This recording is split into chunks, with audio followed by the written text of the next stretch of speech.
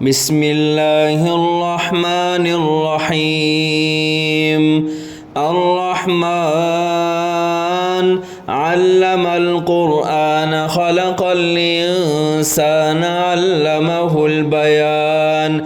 الشمس والقمر بحسبان والنجم والشجر يسجدان والسماء رفعها ووضع الميزان ألا تطغوا في الميزان وأقيموا الوزن بالقسط ولا تخسروا الميزان والأرض وضعها للأنام فيها فاكهة والنخل ذات الأكمام والحب ذو العصف والريحان فبأي آلاء ربكما تكذبان.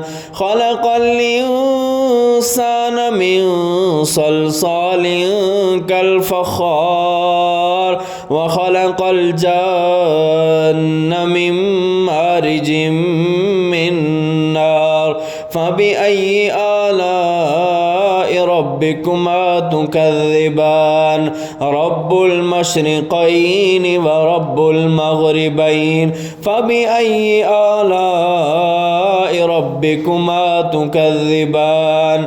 مرج البحرين يلتقيان بينهما برزخ لا يبغيان فبأي آلاء ربكما تكذبان.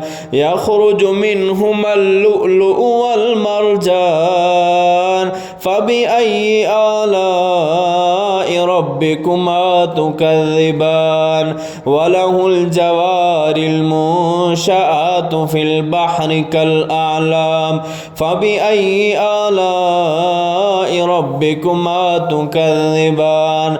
كل من عليها فان ويبقى وجه ربك ذو الجلال والإكرام فبأي آلاء ربكما تكذبان.